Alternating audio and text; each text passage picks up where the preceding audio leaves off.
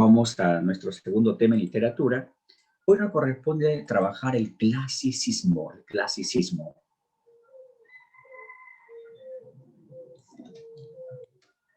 Y en el clasicismo, específicamente el autor, acaso más famoso de esta corriente literaria, el gran Homero. Porque recordemos que en el clasicismo, sobre todo recordamos en el campo de la épica, recordamos a Homero, a Virgilio, en el teatro a Sófocles, a Esquilo, en la fábula, por ejemplo, de Esopo. Sin embargo, en esta ocasión revisaremos a Homero y una de sus grandes obras, la Odisea. Entender las obras de Homero no solamente implica explicar sus contenidos, sus personajes, hechos, en fin, sino también significa remitirnos al contexto. Homero es un autor de tendencia realista, por consiguiente, rescata elementos de su época para su obra. Y por aquí tenemos el contexto y los elementos constantes que de la sociedad griega de esa época se muestran en sus obras La Odisea, la Ilíada. Encontramos, por un lado, la presencia del sistema socioeconómico. Recordemos que en esa época se consideraba que los pueblos vencidos pasaban a ser propiedad del vencedor. Y eso significaba pues el esclavismo. Y según la concepción de esa época, quien tenía más esclavos era una forma de tener más poder, ¿no? Hasta el esclavismo fue defendido por un gran filósofo, por Aristóteles. Es que el pensamiento de los humanos responde a una época. En el campo del sistema político, o sea, la forma de gobierno, encontramos que los pueblos están gobernados por reyes. Eso se llama la monarquía. En la religión, en esa época en Grecia, una religión politeísta, muchos dioses y además antropomorfista. Antropomorfista significa que sus dioses tienen actitudes y formas humanas. Antropos, humano, morfo, forma. Tenemos por aquí la diosa de la inteligencia, Atenea, en griego, ¿no? Porque recuerden que estos dioses también tienen su nombre en latín, o sea, en la lengua romana. En latín es Minerva. La segunda imagen corresponde al dios mensajero, en griego Hermes, en latín Mercurio. El tercer dios, el dios del mar, en griego, en latín Neptuno. Y además, estas imágenes que nos sirven como para fijar bien en la memoria, que Atenea y Hermes van a ser los protectores del héroe de esta obra, o sea, de Ulises. Atenea y Hermes, protectores de Ulises. Y Poseidón va a ser el implacable enemigo de Ulises. Ahora rescatemos algunas divinidades griegas y luego también su nombre en latín, y sobre todo enfatizar en aquellos que tienen que ver mucho en esta obra, ¿no? Aquí tenemos al dios supremo, Zeus. Zeus. En latín era Júpiter. En Júpiter. Su esposa, la diosa Hera, ella se encargaba de qué? Del hogar, la familia, que la relación entre esposos siempre vaya bien. En latín, Juno. Era en latín Juno. Atenea, la diosa de la inteligencia, de la sabiduría. En latín, Minerva. Minerva. Y no olviden que ella va a ser la protectora constante de Ulises. Ese dato, no olvidarlo, ¿eh?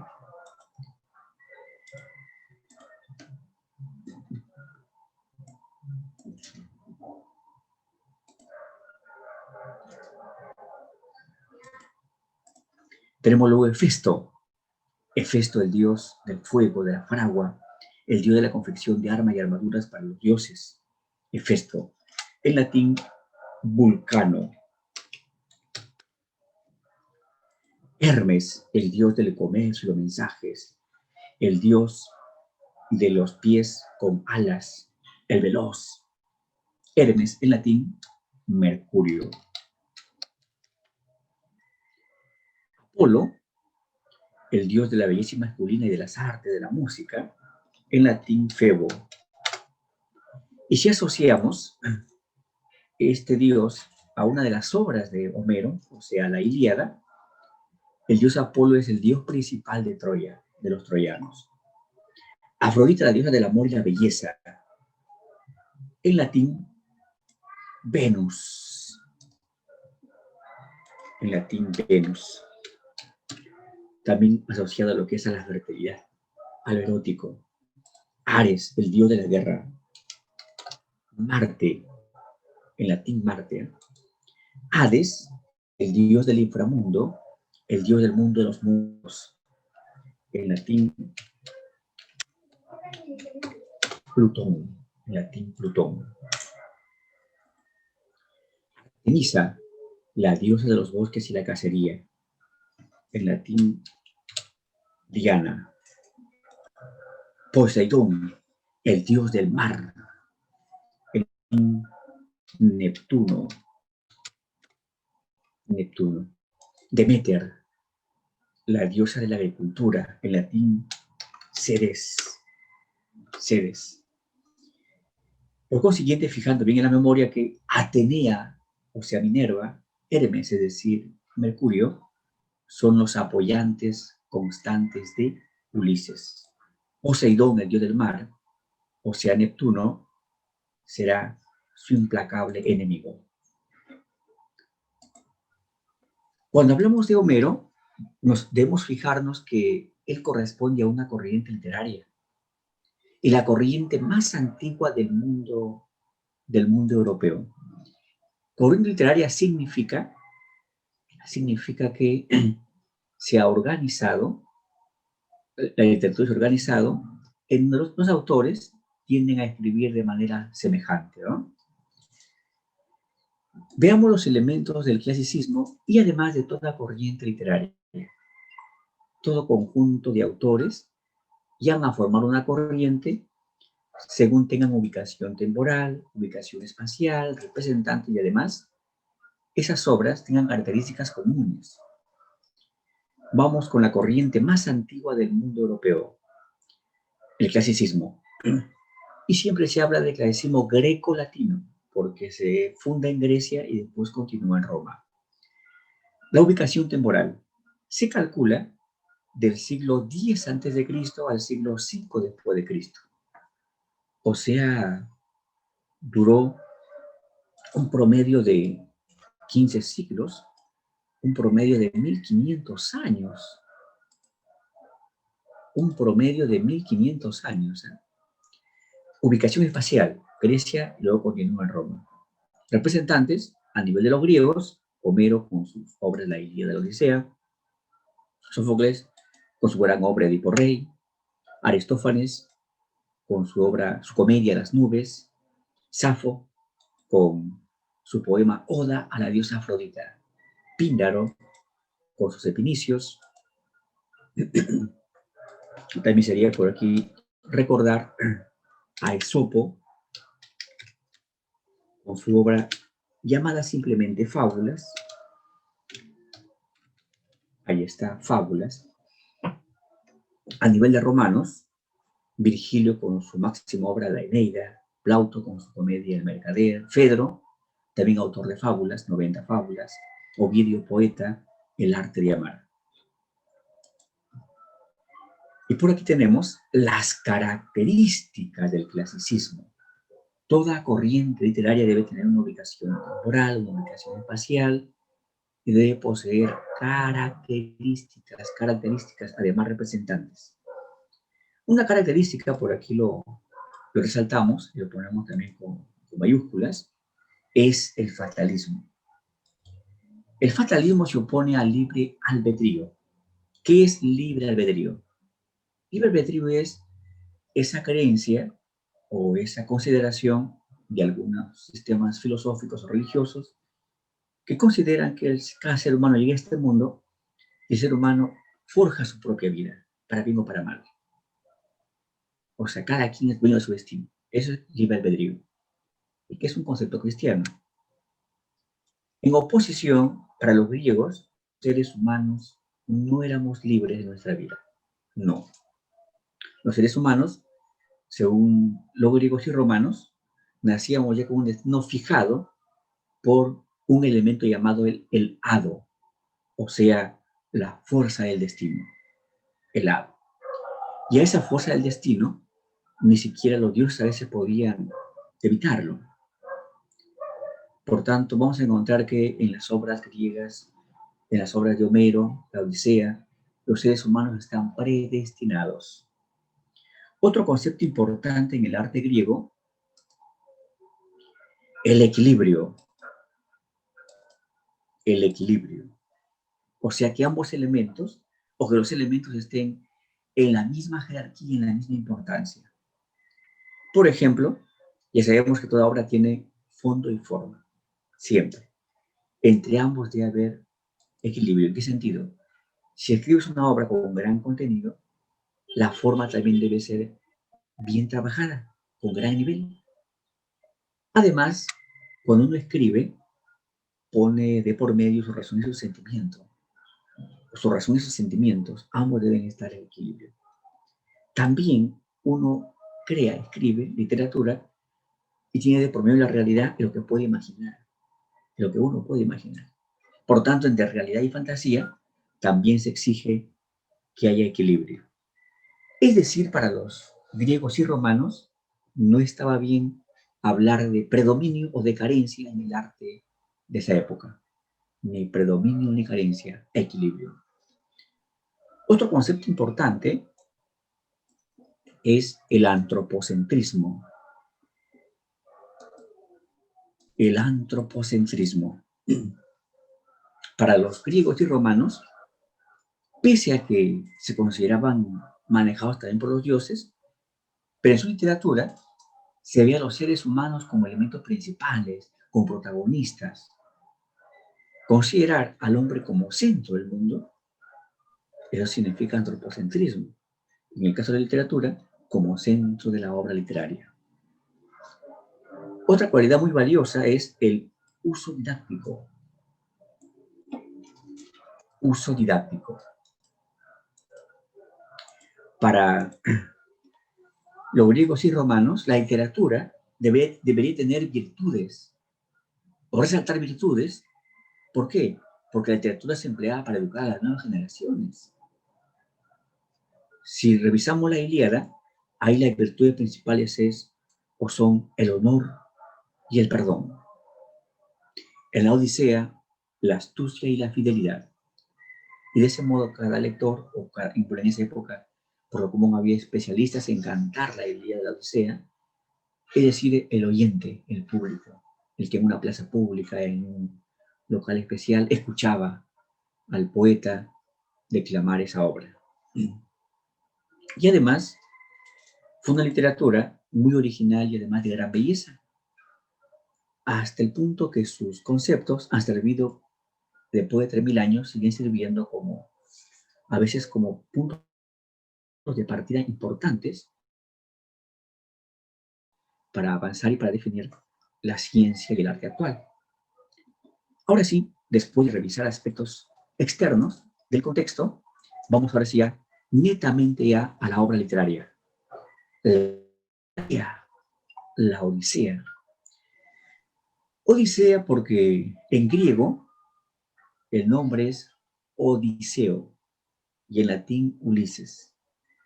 Si es que mayormente se prefiere el nombre Ulises en nuestro contexto, es porque justamente el idioma castellano tiene sobre todo base de latín. Se calcula que de todas las palabras en castellano, por lo menos el 70% aproximadamente son de origen latino. Y por eso preferimos más Ulises, Ulises, Ulises. Pero en sí en griego era Odiseo y por eso lo hablan la Odisea.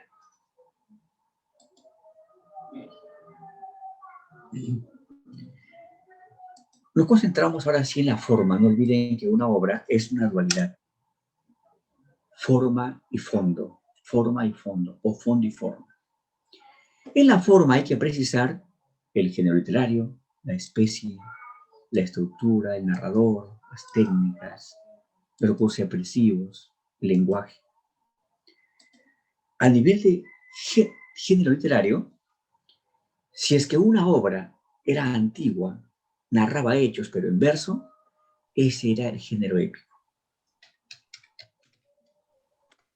Por tanto, esa obra está en género épico. La especie es como decir el tipo exacto de texto que es dentro de la épica.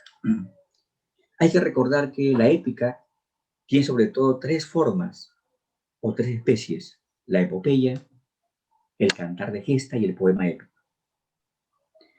La epopeya es de la antigüedad. El cantar de gesta es de la Edad Media y el poema épico es del siglo XVI-XVII. Esta obra es de la antigüedad, por tanto va a ser epopeya. Epopeya. Y específicamente epopeya heroica, porque su personaje principal es un héroe. En su estructura, esta obra tiene 24 cantos, o también llamadas rapsodias. ¿Y por qué se dividían así? Se dividen así porque en esa época solamente unos cuantos sabían leer. O sea, la nobleza, ¿no? La mayoría, el pueblo, los esclavos, los trabajadores, los pobres no sabían leer. Sin embargo, ¿cómo difundir hasta ellos? Había hombres encargados de memorizar la obra, luego ir a lugares públicos, convocar: señores, esta mañana voy a cantar los 5 primeros cantos de la Odisea. El público se acercaba, se sentaba a escuchar y le daba una propina, unas moneditas al cantor, y de ese modo se difundían esas obras. Por eso se organizaban en bloques como para que puedan ser recitadas. El narrador es clásico, en tercera persona omnisciente, es decir, un narrador que sabe todo su personaje, nos cuenta todo. Sabe lo que los personajes hacen, piensan y sienten, y hasta conocen los oscuros secretos de algún personaje. A nivel de técnicas, encontramos el relato circular. Ahora, ¿qué significa relato circular? Significa comenzar por un hecho, apartarnos y volver a ese hecho. Supongamos que te digan: ¿sabes qué? Cuéntame tu vida el domingo. ¿Qué pasa el domingo? Entonces, comienza a contar, le cuentas a él lo que te ocurrió en la mañana, luego cortas, comienza a contar lo que te ocurrió el lunes, martes, miércoles, después vuelves a seguir contando lo que te faltaba. Ese mecanismo es relato circular. Partimos de un hecho, nos apartamos de otros sucesos y volvemos a retomar, a recordar ese mismo hecho. Esta obra va a iniciar cuando Ulises está capturado en la isla Ogygia por Calipso. Y está capturado ya. Ahí fue capturado, estuvo preso ahí. Preso desde el punto de vista, digamos, que no puede escapar de esa isla, ¿no? Ahí estuvo capturado 7 años.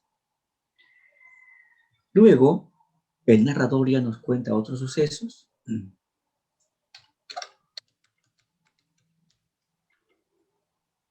Otros sucesos, y de pronto ya, después de peripecias, Ulises llega a la isla de los Feacios, y ahí, entre otros hechos, le cuenta al rey Alcino qué le pasó en Ogygia.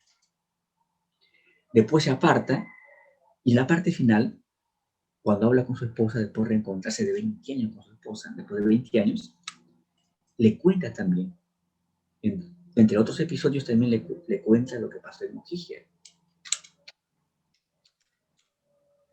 O sea, comienza por un suceso, se aparta, regresa a ese suceso, se aparta, regresa a ese suceso. Es el relato circular. Flashback significa recuerdo breve, que también la puede llamar regresión, o sea, regresar, volver al pasado. regresión. También la puedes nombrar como analepsis. Sin embargo, en esta obra hay un recuerdo muy amplio. Los recuerdos amplios ya no es flashback ya. Flashback significa recuerdo breve. Flash, rápido. Back, vuelta, la vuelta breve, ¿no? Raconto significa ya recuerdo amplio. Por lo que lo agregamos. Lo vamos a encontrar en el episodio donde Ulises al rey Alcino le cuenta sus 10 años de aventuras en sus viajes de Troya hasta Ítaca. Ese recuerdo abarca en la obra como 100 páginas, por tanto ya es raconto. Flash forward significa proyección al futuro, anticipación. Y sí, aquí encontramos anticipaciones. Por ejemplo, una anticipación es cuando el adivino Aliterces, que vivía en el palacio de Ulises, le dice a los pretendientes: señores, es momento de que se marchen, porque pronto llegará el rey de este palacio y acabará sin clemencia con ustedes. Los demás, no, ¿qué va a venir? ¿No? Y siguieron enamorando, cortejando a Penélope. Y al final se daría. Fueron los pretendientes fueron exterminados, ¿eh?, por Ulises. Otra técnica es la máquina maravilloso, que significa la presencia de hechos fantásticos.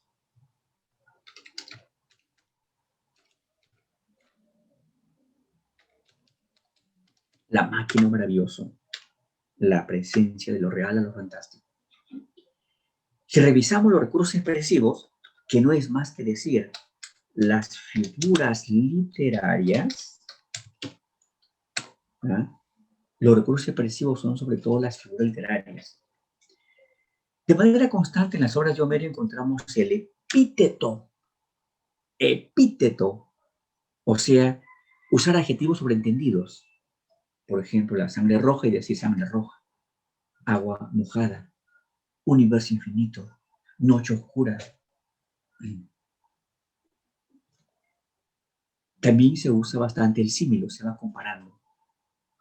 Y recuerden que para comparar no únicamente se emplea el término como, también puede emplearse cual siempre y cuando se reemplace por como. Semejante a, igual que, parecido a. Encontramos estos conectores construyendo una figura literaria, se llamará el símil. Por otra parte, también encontramos en esa obra la perífrasis. Perífrasis significa el otro nombre que le damos a alguien. El otro nombre. Por ejemplo, a Ulises, también como se le conoce, como el asolador de ciudades, es decir, el destructor de ciudades. ¿Y cómo se le llama a Atenea? A Atenea se le llama la de ojos de lechuza. ¿Te das cuenta? Lo van llamando según sus cualidades, ¿no? A Tiresias, que va a ser en el mundo de los muertos, donde se encuentra Tiresias el adivino, a le llaman el adivino ciego. A nivel de lenguaje, Homero usa el hexámetro, que significa versos de arte mayor, o sea, versos amplios. En este caso, entre 12 a 17 sílabas. Pasemos ahora al fondo contenido. Nos concentramos en el fondo contenido. En el fondo contenido hay que recordar el tema, el tiempo, las virtudes y luego las secuencias o hechos. El tema va a ser el retorno de Ulises a Ítaca. ¿Y de dónde abarca? Desde que Ulises sale de Troya, recuerden que los griegos vencen en Troya, saquean Troya y luego emprenden el retorno.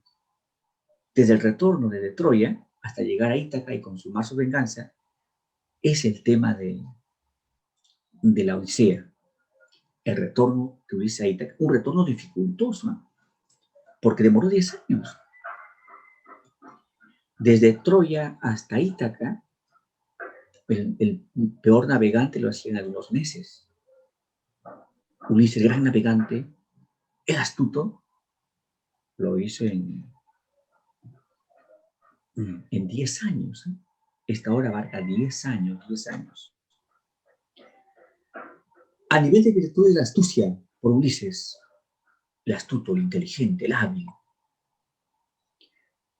Y por parte de su esposa Penélope, la fidelidad. Ulises estuvo distante de su esposa 20 años, porque Ulises estuvo 10 años en guerra. 10 años en guerra. 10 años viajando desde Troya hasta Ítaca. 20 años. Y ella siempre pendiente, ¿no? Esperaré a mi esposo, esperaré. Y esta obra, según Víctor Bérard, tiene 3 secuencias. La primera es la telemaquia o telemaquía, del primero al canto 5. La segunda parte es la venganza. La tercera parte es la venganza. Me he salteado por aquí. 1, la telemaquia o telemaquía. Segunda parte, las aventuras o viajes. Y tercera parte, la venganza. Así está distribuida la obra en sus hechos, según Víctor Bérard. Veamos la telemaquia o telemaquía. El concilio de los dioses en el Olimpo. La obra comienza con el concilio de los dioses en el Olimpo, que era el lugar, la montaña sagrada elevada, donde estaban los dioses griegos. De pronto, están congregados los dioses en el Olimpo y faltaba un dios. No estaba presente el dios del mar, no estaba presente Poseidón. Así que Atenea participa, ¿no? Padre Zeus, dioses. Ustedes seguramente conocen al gran hombre Ulises. Ese dios nunca nos ha enfrentado. Ese hombre nunca nos ha enfrentado. Siempre Ulises nos ha venerado, nos ha rendido culto con mucho respeto. Sin embargo, ese pobre hombre está de su patria lejos ya 20 años. 10 estuvo en guerra, ha estado viajando por allá por acá y en este instante se encuentra en la isla Ogygia, donde ha estado capturado 7 años. 7 años. Así que por favor les pido que lo apoyemos. Los dioses en mayoría dijeron sí, se merece nuestro apoyo. Y sobre todo el dios supremo, Zeus. Así que Zeus da directivas, Da directivas. ¿Y qué dice? Tú, Atenea, vas a ir a Ítaca, pero no vas a ir como diosa. Vas a ir disfrazada de ese gran hombre llamado Mentor. Por aquí lo resaltamos, Mentor. Mentor en esa época era un viajero, orientador, gran consejero.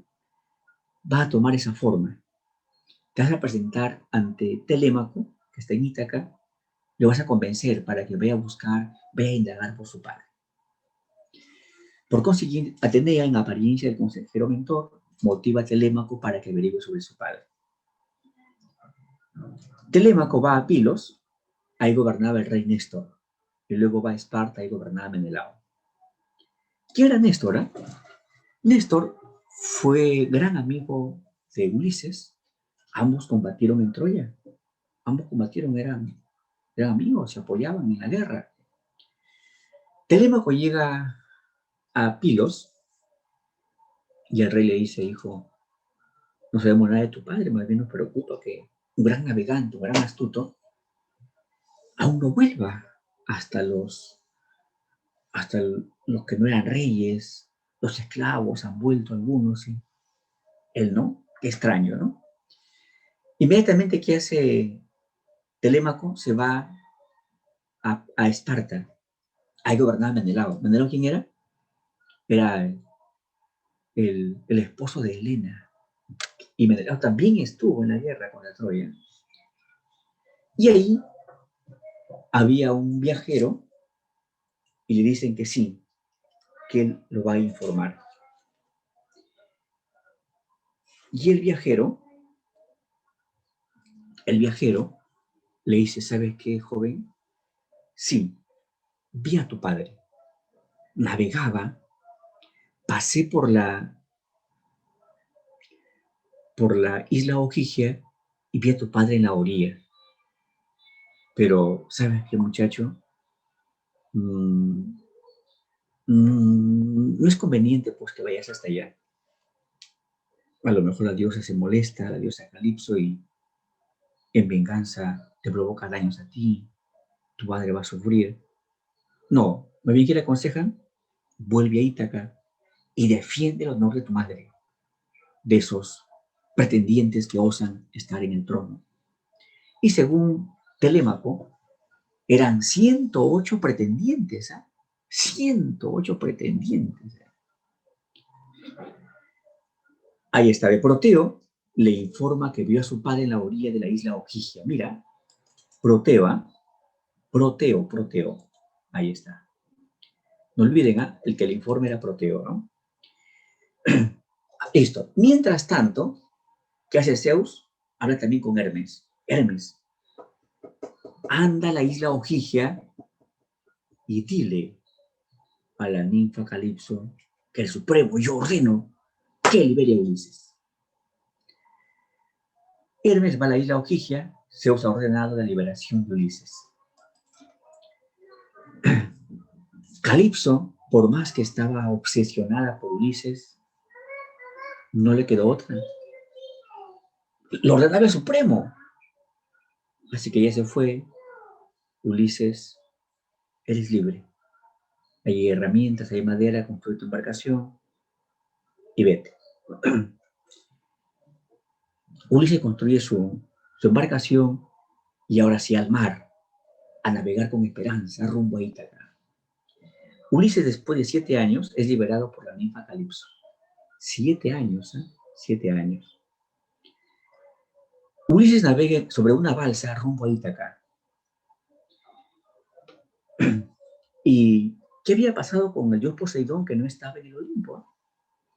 El dios Poseidón se había ido a Etiopía porque ahí le iban a rendir culto y él dijo, voy a ir pero en persona para que me adore, ¿no? Y se fue.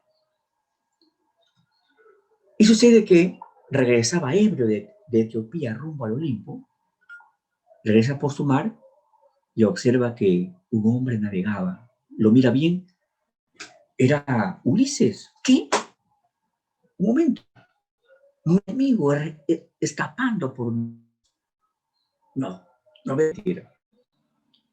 Así que Poseidón provoca terribles vientos y una tormenta en el mar. Su embarcación, por tanto, se destruye.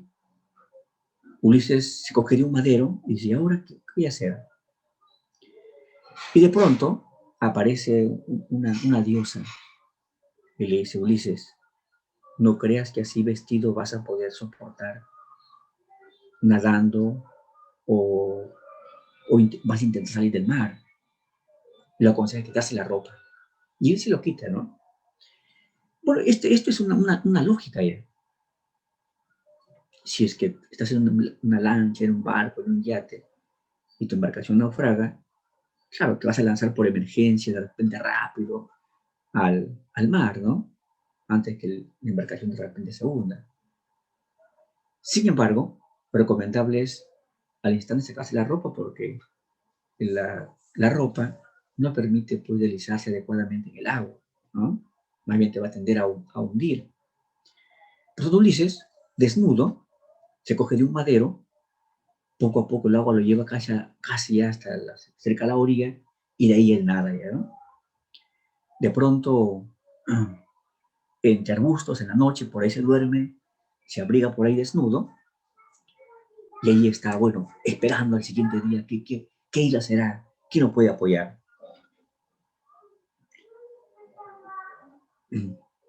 Sucede que mientras Ulises estaba entre unos arbustos, dormido, de frío ahí, ¿qué pasaba en el palacio de esa isla?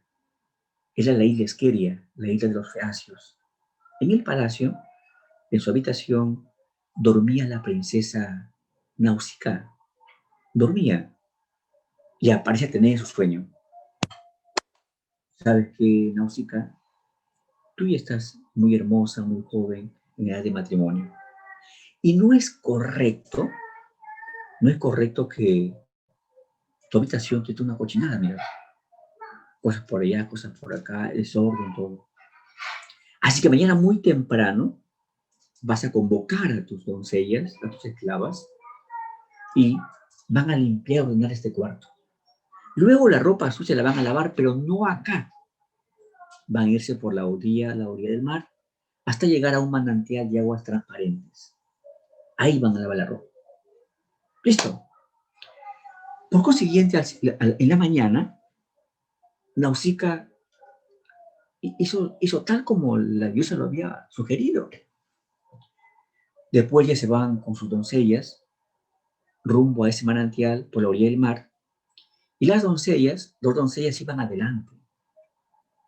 Y después las doncellas, por ahí jugueteando entre los arbustos, por allá por acá, encuentran a Ulises ahí desnudo. Así que regresaron, mi reina, ¿qué? Mi reina, un hombre desnudo está.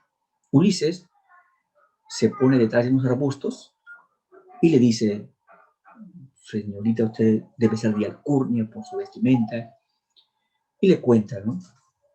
Me he venido en mi embarcación, naufragado, he tenido que salir desnudo hasta acá. ¿Y qué hace Nausicaa?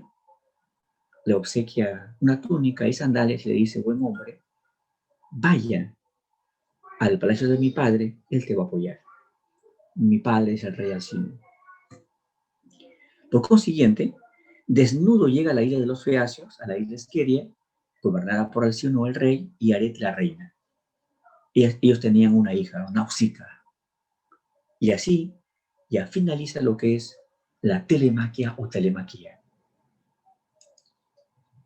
Y de pronto pasamos ya a los viajes o aventuras, las aventuras marinas o los viajes.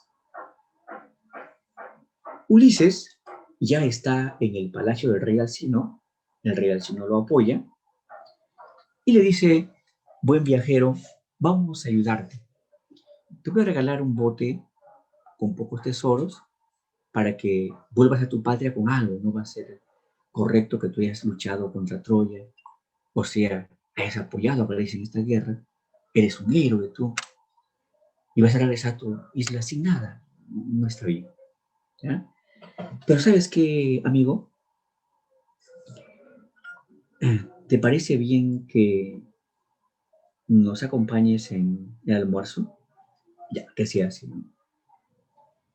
Y justamente en el almuerzo, como contrataron un poeta y ese poeta cantó episodios de Ulises, de Aquiles, todo, que le dijo el rey Alcino, Ulises, ¿qué te parece tú? Subes al estrado y tú, testigo directo, nos cuentas tus aventuras. ¿Qué dices?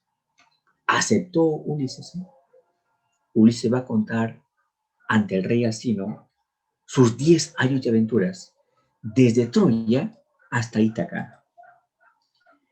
¿Y pasarán por qué lugares? Pasarán por la isla de los Cicones, la isla de los Lotófagos, la isla de los Cíclopes, la isla Eolia, la isla de los Lestrigones, la isla Ea, donde estaba la hechicera Circe, el inframundo, las sirenas, el estrecho de Silicarigis, la isla Helios, la isla Ogygia, la isla Esqueria de los Feacios y luego ya a Ítaca.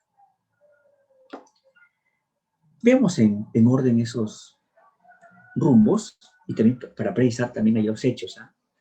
Aquí está un mapita, ¿ve? Sicón, Lotófago, Cíclope, Eolo, Lestrigones, Circe, Sirena, Cecilia, Caribdis, Trinacia, Calipso, Feacios, hasta llegar a Ítaca. De Troya hasta Ítaca. Veamos el primer punto. ¿Ah? Hasta que Ulises con su gente parten de Troya con muchos tesoros en oro y plata, piedras preciosas, pero Lo que no llevaban era, o llevaban poco, era comida, provisiones. ¿Cuál fue entonces la idea? La idea fue que navegaban algunas semanas o días y después ya desembarcaban en una isla y compraban, o en todo caso que, guerra contra esos pobladores y quitarles por su comida, ¿no? Eran guerreros. Llegan a lo que es a la isla de los Sícones y ahí luchan contra los Sícones. Los griegos vencen, los Sícones se fugan. Ellos ya recolectan por ahí algunos vegetales, por ahí acumulan agua, capturan especies animales, esto a las embarcaciones, rumbo a la siguiente meta. El segundo punto ya va a ser los lotófagos. Ulises está en sus grandes barcos, llegan a una isla, están frente a esa isla, aún en el mar, y Ulises astuto, ¿eh? ¿Qué hace? ¿Saben qué, señores? Bajen ustedes 4 en un bote y vayan a esa isla. A lo mejor hay la gente de ahí es pacífica y quién sabe nos quieren apoyar y además podemos comprar también hay alimentos, agua, vino, en fin. 4, por tanto, en una lancha llegan hasta la orilla, desembarcan y 2 de ellos al instante se van a un árbol que tenía frutos muy sabrosos, sacan frutos y comienzan a comerlo. Apenas comieron el fruto que era el loto, que dijeron, señores, acá nos quedamos. Es el paraíso acá. ¿Para qué nuestra familia? ¿Para qué nuestros hijos, nuestros padres? O sea, ese fruto, el loto, tenía el poder de hacerte creer que esa tierra, esa isla, era el lugar paradisíaco. Y que más allá, ya no importaba nada, ni la familia. Ulises, ¿qué hace? Señores, atrapen a esos individuos, tráenos acá y vámonos. Todos estamos de hambre. A lo mejor no únicamente ese fruto es para quedarnos. A lo mejor todo lo que hay ahí, la comida, las hierbas también, tengan esa magia, así que vámonos. Y emprenden el viaje, ¿no?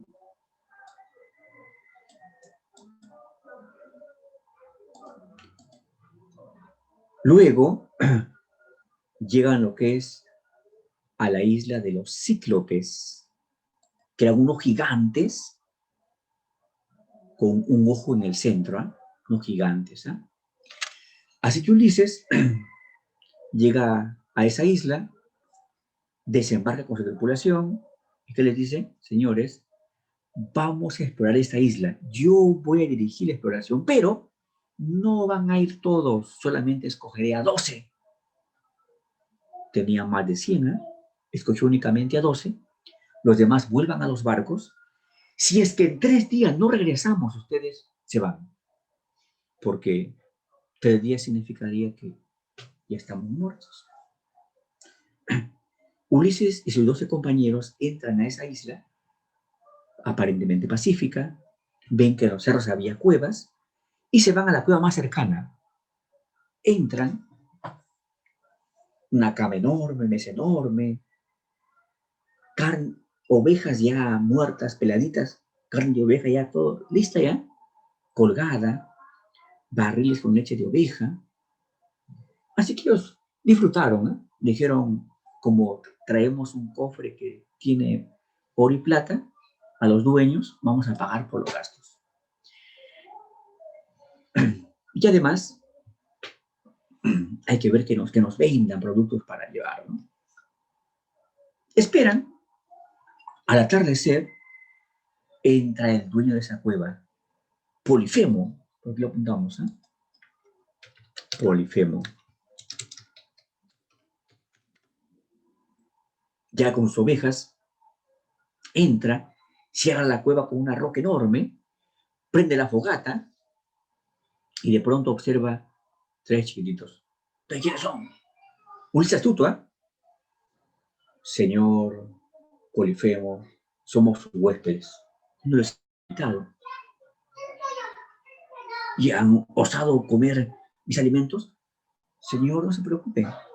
Aquí tenemos un cofre con joyas en oro y plata. Usted escoja los que considere que van a pagar lo que hemos consumido. Echa tu cofre. Eso para mí no vale. ¿Saben qué? Me han dado una buena idea en este instante. Ustedes van a hacer mi cena, porque verán que únicamente como carne de oveja, carne de oveja, carne de oveja. Así que, tú eres el jefe, ¿di? Sí, soy el jefe. Tu nombre, Ulises le miente, ¿eh? Mi nombre es nadie. Gracioso tu nombre, ¿eh? Eres pequeñito, insignificante, nadie, nada. Buen nombre. Me cae bien, ¿eh? Así no te preocupes, a ti te voy a comer al último. ¿Qué hace Polifemo? Coge a dos y se los come, ¿eh? Se los come a dos, ahí está, ve. Cambió mala imagen, ¿eh? Esta vez se come a dos. Listo. Bueno, por ese día normal. Al siguiente día en la mañana, Polifemo tendría que salir a pastar, a llevar sus ovejas, y antes de irse comió dos más. Luego cerró la roca con una piedra inmensa y se fue. Cerró la cueva, ¿no? Ellos no pudieron abrir nada la roca, ¿no? Les quedó esperar. En la tarde regresó Polifemo, se comió dos más. Quedaban 7 ya. Ulises emplea la astucia. Señor Polifemo, ¿puedo contradecirle en algo? Sí, nadie. Contradíceme. Señor Polifemo, usted tiene una mala manera de alimentarse. ¿Cómo? ¿Cómo así? Señor, después de una buena carne, según usted nuestra carne es la mejor, después de una buena comida y una buena carne, lo adecuado es asentarlo con un buen vino. ¿Qué es eso? Es la bebida preferida en el Olimpo. ¿Y sabe qué, señor Polifemo? Aquí hemos traído un odre, una bolsa de cuero grande, con vino. Si gusta, le invitamos. Ya, pasa. Y sirve en un balde, ¿eh? Toma, más, toma, más. Se emborrachó, ¿eh? Al suelo durmiendo ahí, ¿eh? ¿Qué hace Ulises? ¿Saben qué, señores? Sí me ocurrió una gran idea. Hay que... ¿Qué les parece? ¿Qué les parece si es que acabamos con este cíclope? Pero, ¿cómo? No sé. Hay estrategias. Y de pronto observan que en la cueva arriba había un palo enorme, ¿eh? ¿Qué hacen? Señores, hay que sacarle punta, hay que calentar la punta y luego a su ojito. Y así hicieron, ¿eh? Los 7, con la punta bien caliente, apuntaron a su ojito, ¡ah! Lo hundieron en su ojito, ¿eh? Pobre Polifemo se levantó, le pasó la borrachera, pateó la entrada de la cueva y comenzó a llamar a sus hermanos. Ahí vivían como 100 cíclopes, 100 contra 7. Un grupo de más o menos 10 cíclopes se acercan a la cueva, pero no de manera plena, abajo nada más, ¿eh? Hermano Polifemo, ¿quién te ha herido? ¿Quién te ha herido? ¿Por qué gritas así? Me ha herido nadie, me ha herido nadie. Sus hermanos, ¿qué? ¿Nadie? Está loco. Debe estar ebrio, ¿eh? Hermano, dinos quién te ha herido para matarlo. Ha sido nadie, nadie está acá, nadie está acá. Y como de la cueva salió el olor a licor, dijeron, está borracho, vamos, se fueron. Porque si no, si es que Ulises hubiera dado su nombre verdadero, ya, ¿no? Se salvó. Se fueron los cíclopes, ¿eh? Pero Polifemo estaba en la entrada de la cueva, olfateando con las manos por allá, por acá, para que no escapen.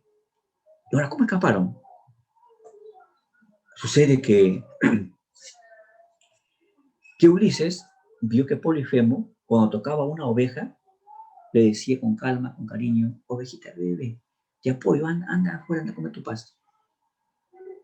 Así hicieron ellos, cogieron ovejas, sobre todo las grandes anchas, se las pusieron encima y pasaron en rodillas, al punto que Polifemo sentía el balido, tocaba encima, ovejita, sal, sal, sal, sal, y así escaparon, ¿no? Pero cuando ya están en sus barcos, Ulises comete una imprudencia por orgullo, también por cólera, ¿no? Porque Polifemo, como siente que ellos ya escaparon y más o menos por el oído sabe que está en el mar, lanza una roca inmensa que casi los hunde, ¿eh? ¿Qué hace Ulises? ¡Torpe Polifemo!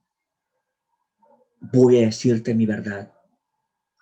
Cuando te visite a alguien y te diga quién te ha herido, le vas a decir, ¿ha sido nadie? Causarás la risa del público, no la compasión. Dile que quien te ha enseguecido es el griego llamado el asolador de ciudades. Es decir, yo, Ulises.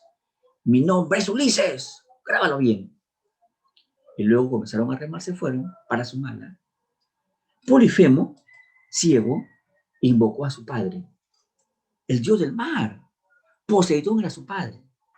Y por eso odiaba Poseidón a Ulises, por haber enseguecido a su hijito Polifemo. Nada más un ojito tiene y lo hacen daño. Pobre Polifemo. Por tanto, ¿qué dijo Poseidón? Dijo, si es que el hado le ha dado corta vida a este Ulises, me encargo de matarlo antes. Pero si es que le ha dado larga vida, lo voy a hacer que sufra, que demore sus viajes, para que sepa qué significa el sufrimiento por un familiar, en este caso, de mi parte, de verte así ciego, hijo. Y por parte del que sufra, de no encontrar a sus familiares, de no estar aún con sus familiares. Ese fue el motivo, ¿eh? Porque lo odiaba Poseidón, ¿no? Luego lo apoya el dios Eolo. Llegan a esa isla, el dios Eolo del viento, ¿qué hace? ¿Sabes qué, Ulises? Voy a poner todos los vientos peligrosos aquí en esta bolsa de cuero y lo voy a amarrar. Toma, lleva a tu barco. Con estos vientos, Poseidón causa todos los males en el mar. Sin estos vientos, no es nada. O sea, Poseidón depende de mí, del dios Eolo.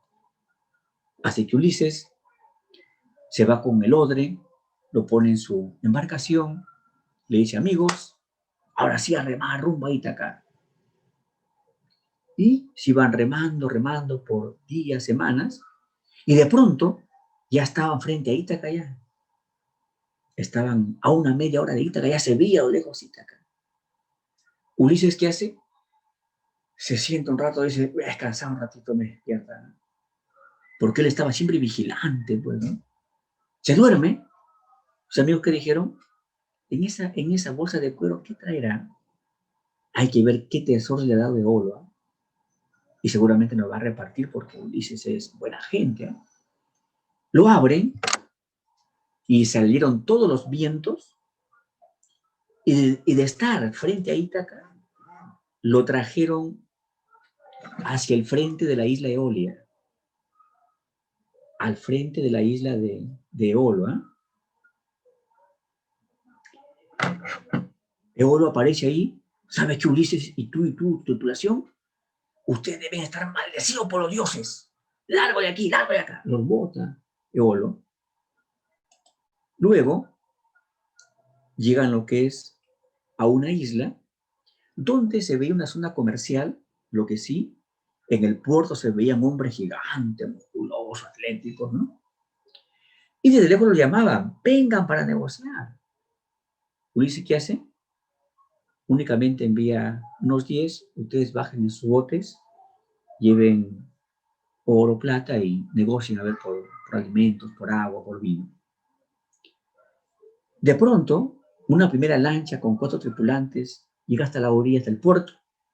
Apenas subieron al muelle, fueron atrapados por estos hombres, los amarraron a maderos y comenzaron a comer los vivos. Estos estrigones eran caníbales, eran antropófagos.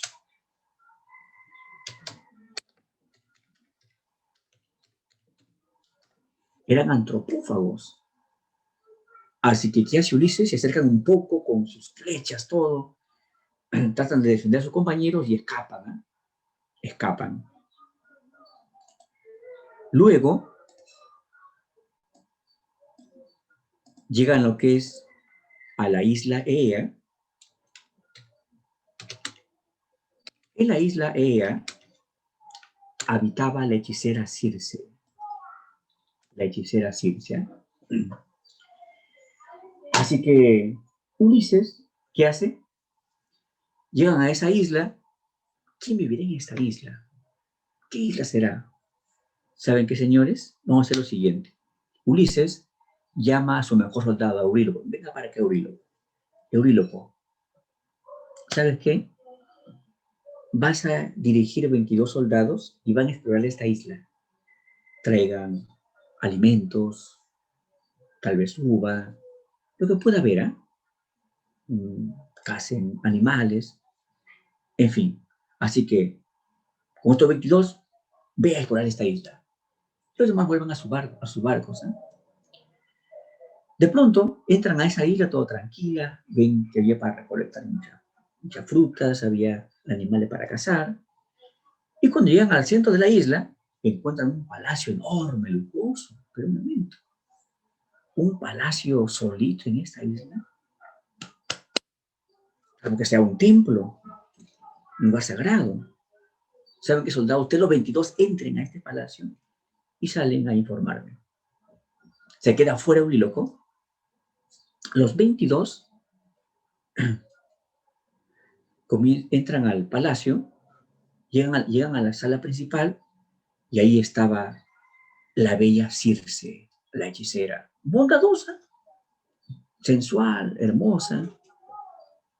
Viajeros bienvenidos, les estaba esperando ya. Miren, siéntense a la mesa, ya está todo servido. Había un buen banquete, ¿eh? Buenas comidas, licor, potajes. Siéntense, aliméntense. Luego ahí hay duchas para que se bañen y van a ser bañados cada quien por una ninfa. Y luego hay habitaciones y pueden ir a cada habitación con una o más ninfas. Se emocionaron, ¿eh?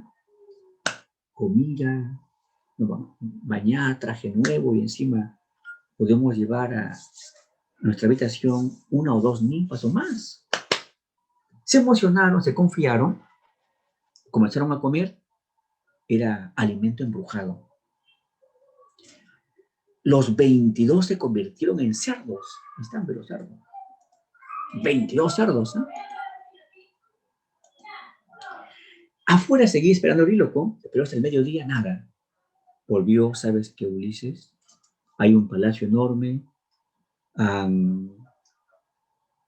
Entrado los 22 y ni ruido han hecho, no salen. ¡Cobarde! Cuando alguien está a cargo de un grupo, se supone que tú eres el líder. El líder no puede volver, pero deben volver sus seguidores. Así que Ulises coge su arco, su lanza, su espada y se va. En el camino aparece el dios Hermes. Lo llama la atención, ¿eh? ¿Cómo es que ocurre Ulises, tú, un simple humano, ir a enfrentar a una poderosa hechicera? ¿Sabes qué? Me ha enviado la diosa Atenea y me ha dado una hierba, la hierba mol, que come esta hierba para proteger de hechicería. No puede hacer ningún daño. Circe. Así que Ulises come la hierba, llega al palacio y ahí estaba la hermosa. Bienvenido, Ulises. Te estaba esperando. Sabía que vendrías. Siéntate, aliméntate, ahí hay buenas carnes, hay vino, bebe. Después mis ninfas te van a bañar, te van a poner traje nuevo y luego vas a mi habitación para que me complazcas. Circe, yo no he venido por ti, he venido por mis amigos. Ulises, entiéndeme. Tú portas bien, o sea, que alimentas bien, te quiero fuerte, dejas bañar y perfumar, y vas a mi cuarto y me complaces, tus amigos que están convertidos en cerdos van a ser liberados. Entendió Ulises. Así que Ulises tuvo que sacrificarse por sus amigos. Pero es sacrificio, pues, los amigos son los amigos. Ahí se vea, cuando tú estás en peligro y tu amigo también se sacrifica por ti, ahí se ve el amor de amigos. Ahí recién decimos, caramba, ese sí es amigo, es mi yunta, es mi yunta. Porque después, en otras ocasiones, bueno, ¿quién es tu amigo, no? No, es que también sacrificio, jóvenes. ¿Usted piensa que no es esfuerzo? Es esfuerzo, claro. Bueno, el asunto es que ella también, palabra de mujer, cumplió su promesa. Y otra vez sus amigos fueron humanizados. Y hay que apuntar que allí estuvo un año, un año el pobre Ulises, ¿no? Abusado por Circe, ¿no? Un año ahí. Bueno, en esa época no había la marcha ni uno menos, ¿no? Sino hacían su marcha ni uno menos, ¿no? Abusiva ella, ¿no? Al año, ¿qué le dice Ulises? Circe, creo que ya es momento de partir. Ulises, que ha portado muy bien, puede partir. Pero ¿sabes qué, Ulises? ¿Tienes algún pedido antes de terminar este año? Sí, Circe. Dime, ¿por dónde es el camino para llegar al mundo de los muertos? Y ella le informa, ¿no? Le da. Y ella le informa.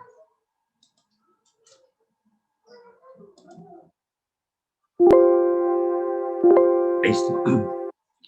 Ella le informa, mira, vas a ir por esta zona, llegarás al mundo de los muertos, al mundo de los muertos. Y de ese modo, ya Ulises llega a lo que es al mundo de los muertos, al Hades. Ulises llega al Hades y ahí se entera que su mamá había muerto, ¿no? Sí, su mamá en la vida real añoraba, siempre se iba a la orilla del mar, añoraba que su hijo ya vuelva, y como pasaron como 20 años y no volvía a su hijo, ¿qué hizo un día ella? Se fue a un acantilado y se lanzó. ¿Y con qué decisión? Si mi hijo está en el más allá, allá lo encontraré. Llegó al más allá, su hijo aún no estaba. Por tanto, Ulises desciende al más allá, pero él se iba a buscar a quién? A un adivino, al adivino Tiresias. Tiresias. Y le pide consejos. Tiresias, ¿qué le dice? ¿Sabes qué, Ulises? Ustedes van a pasar por la isla de las sirenas. Ellas no atacan a las personas. Más bien tienen, pero lo que sí tienen, un canto endemoniado. Tú escuchas su canto, te lanzas de tu barco, te vas detrás de ellas y al final mueres asfixiado, ahogado. Así que, recomendación, cuando pasen por esa zona, tengan masía de pan o cera y se ponen a los oídos. No escuchen ese canto diabólico. Luego van a pasar por el estrecho de Silicaribris. Esta recomendación es para evitar que mueran muchos. Y después ustedes van a llegar a una isla sagrada. En esa isla abundan las vacas y son mansitas. Pero esas vacas son sagradas del dios Helios, del dios Sol. Y la maldición es que quien coma alguna de esas vacas, aunque sea un retacito, al poco tiempo va a morir inevitablemente. Va a morir, ¿eh? Por tanto, Ulises retorna a Ea y emprende el viaje con sus amigos. Y pasan por la isla de las sirenas. Ojo, las sirenas en esa época no eran imaginadas como ahora. Ahora, ¿cómo son imaginadas? Son imaginadas de la cintura hacia arriba mujer, de la cintura hacia abajo pez. Esa ya es la mitología cristiana. ¿Ah? Aquí estamos aquí con la mitología, griega. Para el mundo griego, las sirenas eran el cuerpo de ave y solamente el cuello y la cabeza de mujer. Pero esa cabeza no era pues un rostro bonito, no. Eran ojos desorbitados, colmillos y orejas lupinas, orejas de lobo. Y además, garras de arpía. Así eran las sirenas en esa época. Por consiguiente, si en el tiempo griego pasaba por ahí tu amiga o una chica y le cantabas cuerpo de sirena, esa chica daba vuelta y mentaba a la madre. En esa época, decirle a una chica cuerpo de sirena era insultarlo o insultarla. Ahora ya no, ya, pues ahora es diferente, pues, ¿no? Ahora pasa una chica, le cantas cuerpo de sirena, se ríe. En esa época no, en esa época te insultaba, te mentaba a la madre, ¿no? Claro, porque mira, ve, ¿cómo eran las sirenas? Ve? Así eran. Eran horribles, pero tenían un canto que hermoso. ¿Eh? ¿Y qué hace Ulises? Muy bien, señores, todos ustedes pónganse sería, pero yo no, ¿ah? No, pero jefe, no. A mí únicamente amárrenme acá al mástil. Y por más que yo ordene, no me suelten, ¿eh? Cuando pasan por esa zona, bueno, su amigo normal porque no le escuchaba nada. Ulises apenas se escuchó que debe desatarse, suélteme, soy el jefe, fuera acá. No le hicieron caso. ¿Eh?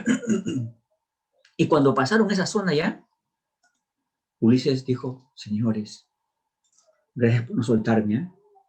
Es un canto que tiene una magia, de verdad que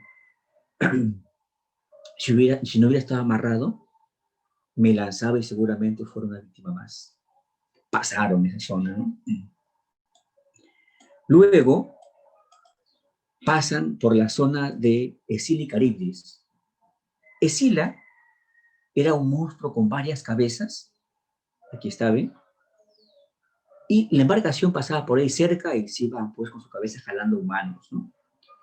Pero al terminar ese mar estrecho, ese mar angosto, había un monstruo bajo el agua que abría su boca y sorbía todo lo que había arriba, ¿no? en la superficie, barcos, animales, en fin.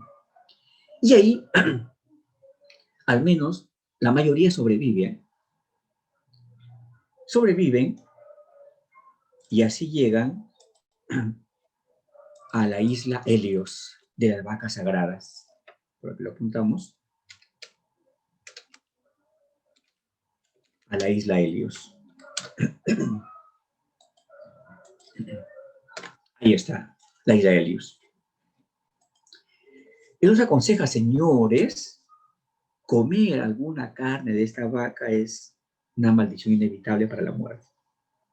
Por favor, él los vigila.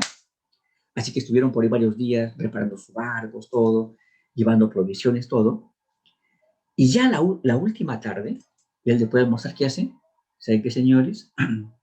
Espérenme acá tranquilos, más bien aprovechen para pedir a los dioses que nos apoyen.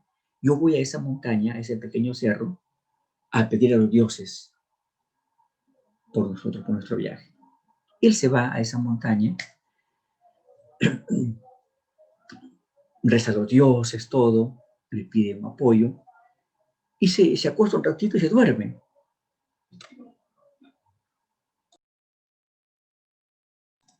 Cuando se despierta,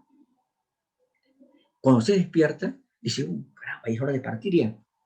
Baja rápido, llega hasta su campamento. ¿Y qué habían hecho?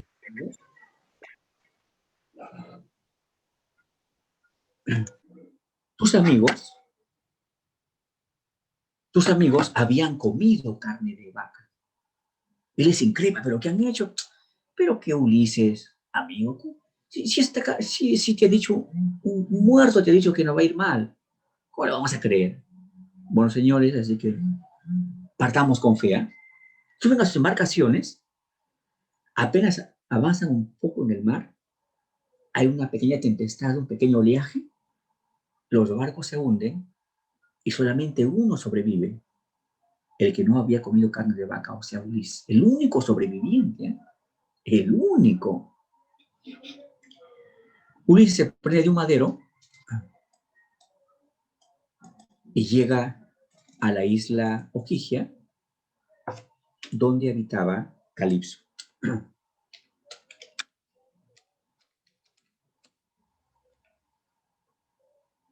Date cuenta de cómo la obra ha comenzado, ha referido en el comienzo que Ulises está en la isla Calipso, 7 años detenido por ella, en la isla Ogygia.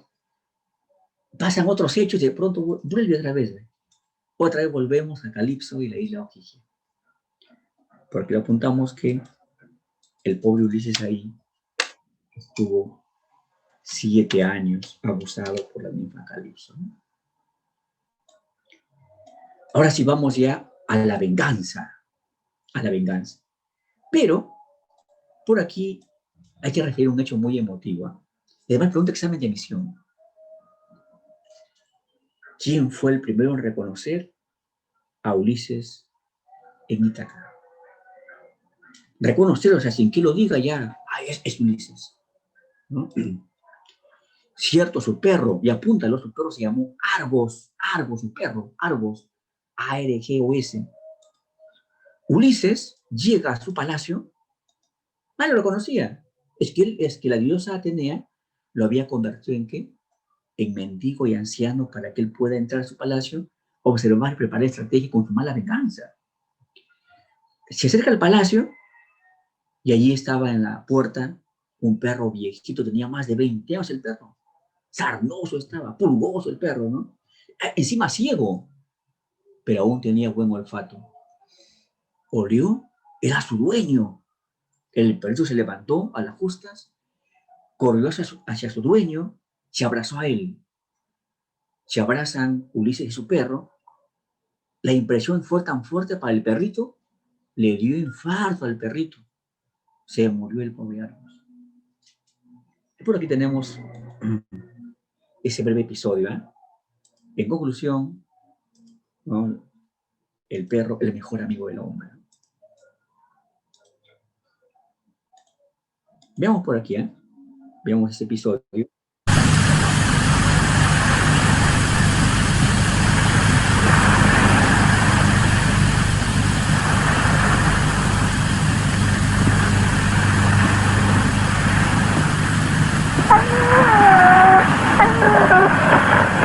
Argos.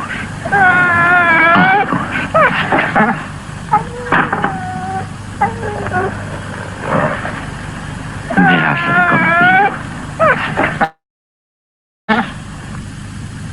Vamos.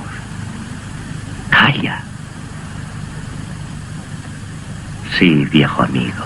Los dos hemos cambiado. ¿Recuerdas cuando íbamos de caza desde el alba hasta la noche? Era siempre el primero de la tanda. Rápido en la pista y feroz en la presa. Y ahora eres tan viejo que no puedes levantar la cabeza. Pero me has reconocido.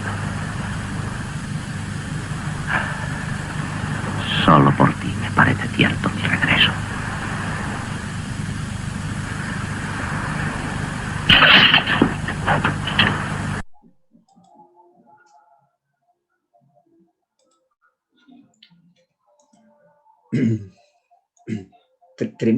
Tremendo hecho, ¿no? La lealtad del perrito, ¿no?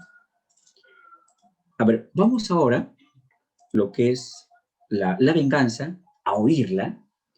Tú sabes que Mario Vargas Llosa no únicamente era un escritor, también fomenta la lectura.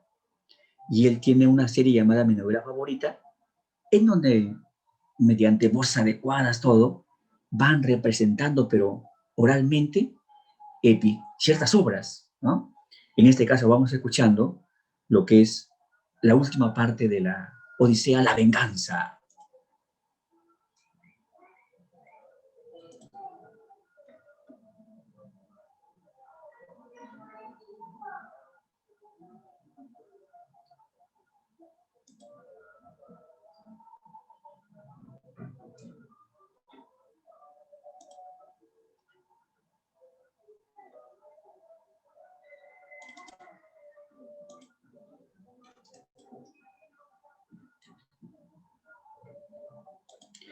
A ver, así que vamos escuchando en la edición de mi novela favorita dirigida por Vargas Llosa, La Odisea, la tercera parte, la última parte, La Venganza.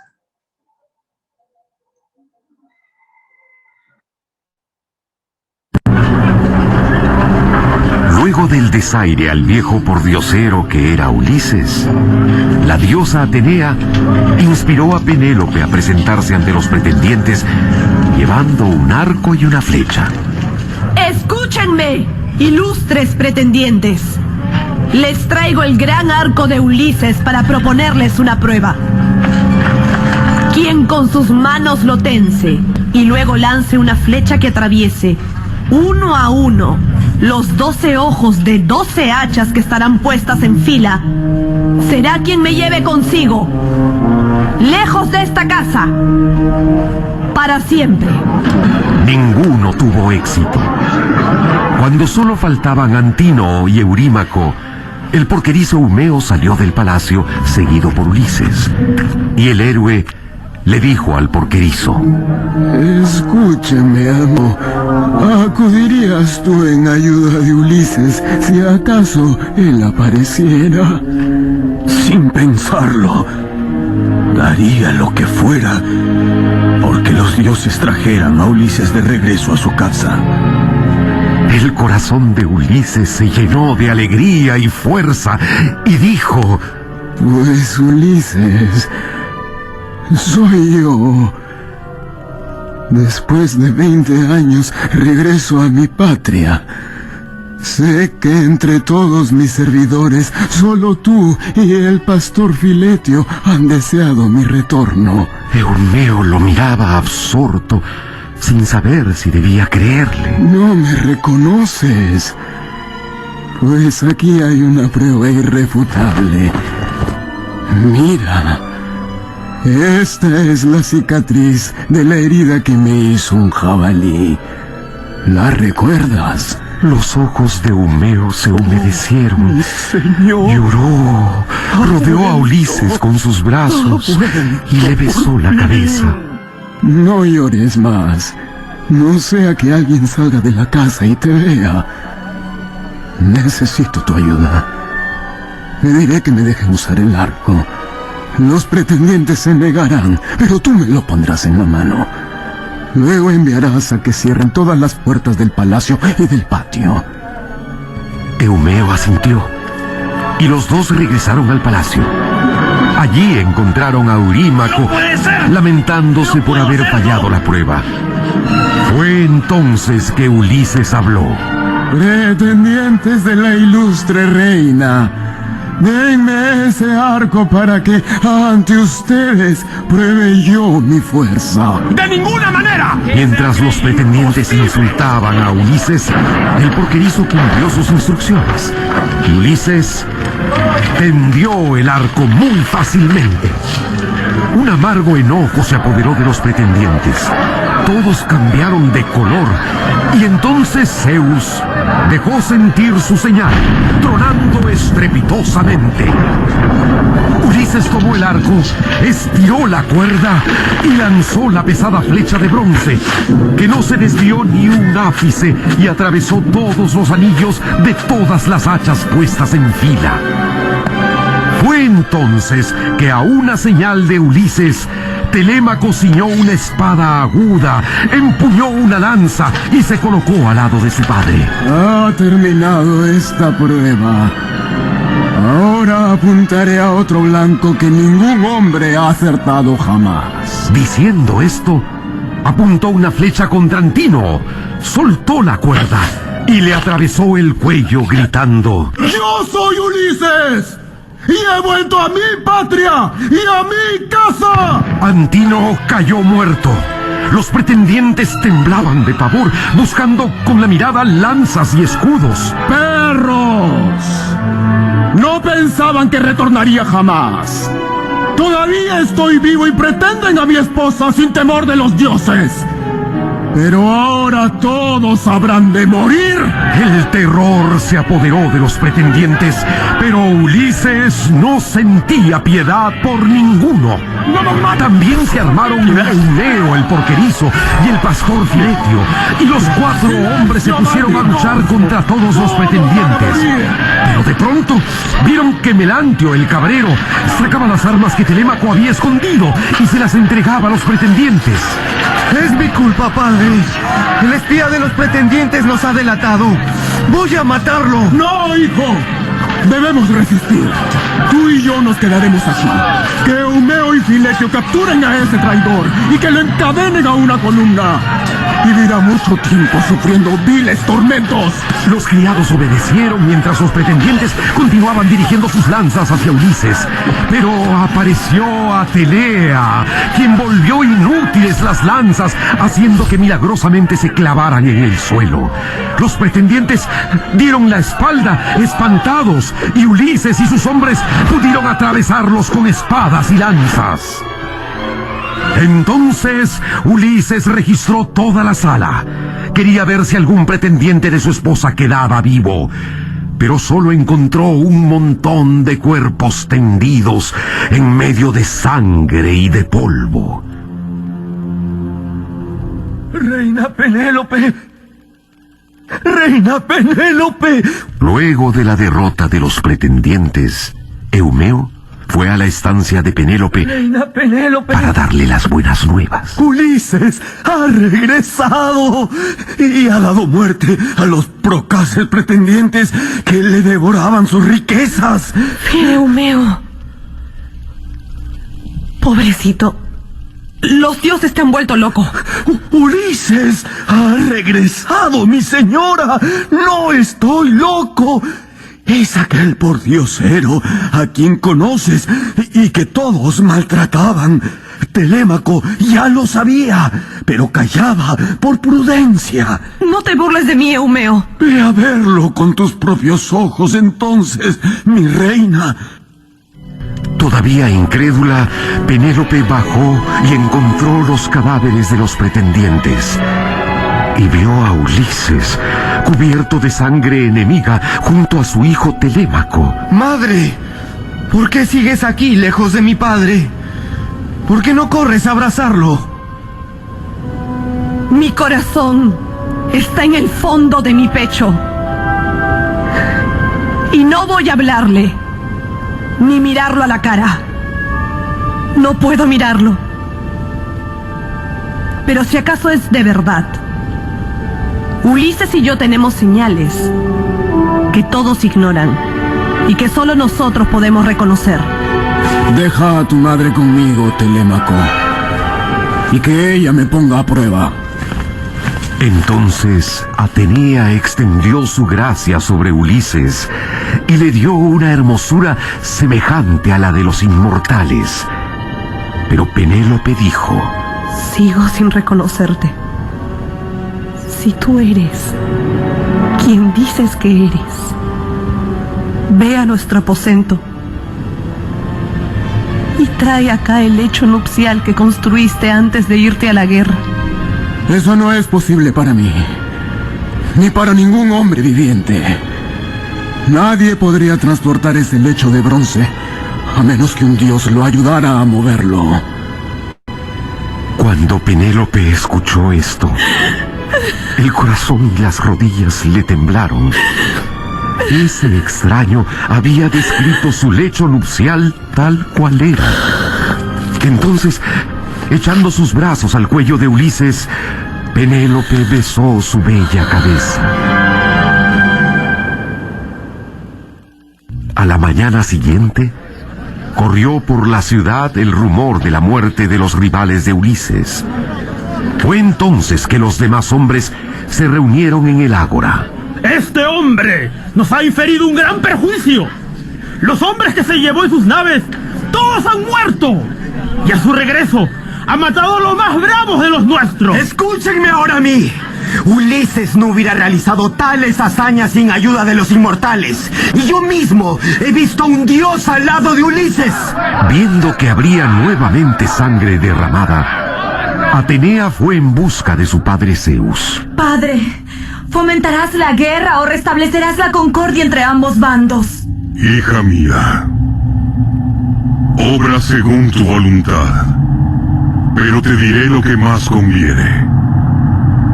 Ahora que el divino Ulises ha castigado a los pretendientes, que surja una sincera alianza entre todos y que Ulises reine por siempre.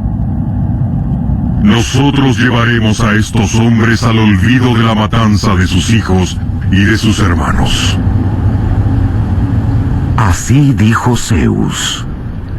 Mientras tanto, los furiosos hombres ya habían emprendido una desigual batalla cerca del palacio de Ulises. Atenea llegó hasta allí y se rebeló ante los hombres. ¡Que cese esta terrible lucha y sepárense ahora mismo los dos bandos sin más carnicería! Todos fueron poseídos por un pálido terror. Los hombres soltaron las armas y huyeron hacia la ciudad. Y Ulises mismo se estaba arrojando sobre ellos cuando Atenea le habló.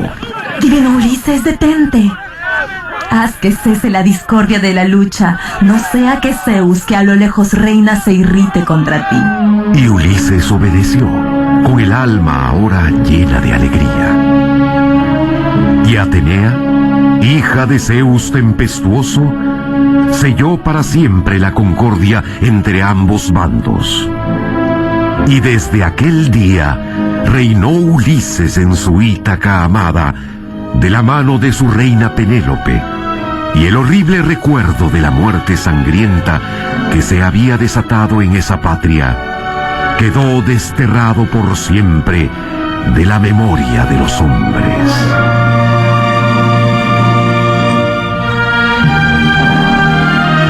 Así termina La Odisea, una de mis novelas favoritas. Estuvo con ustedes Mario Vargas Llosa.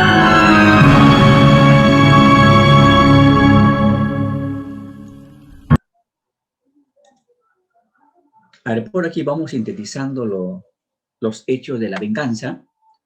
Precisemos algunos hechos. Y antes por aquí nos manifiestan una preguntita del profesor. Si una obra tiene función social, ya no tendrá función esteticista. De alguna manera sí, jóvenes, porque se excluyen. Claro, función esteticista significa no reflejar problemas sociales. Función social significa dar la contra a la esteticista. Vamos ahora sí a los hechos. Entonces, Ulises llega a Ítaca. Atenea convierte a Ulises en anciano y mendigo harapiento. Harapiento significa con ropa vieja, todo, ¿no? Ulises es apoyado por Eumeo el porterizo.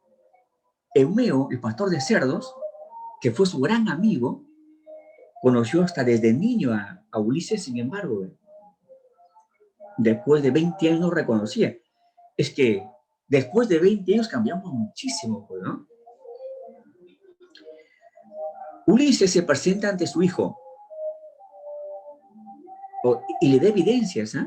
Y además la diosa Atenea, nada más momentáneamente, otra vez lo vuelve a su estado normal. Y aparece aún fuerte, con vestimenta elegante, y se presenta ante su hijo y le explica, ¿no?, que Ulises le da evidencias y su hijo le cree, ¿no? Y por ahí comienza ya lo que es el acercamiento entre Telémaco y su padre, Ulises. Ulises llega a su palacio y es reconocido por Argo, su perro, en ese episodio tan conmovedor, ¿no? El animalito y el dueño de abrazarse en un reencuentro, la impresión tanta para ese perrito ya de más de 20 años y le dio infarto al perrito, ¿no? Pero no únicamente fue reconocido por su perro Argos, por aquí lo apuntamos, ¿eh? Por aquí lo destacamos, Argos.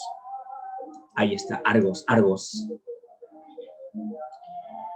También lo va a reconocer Euriclea. Euriclea, por aquí lo apuntamos, es ama de llaves, ¿eh?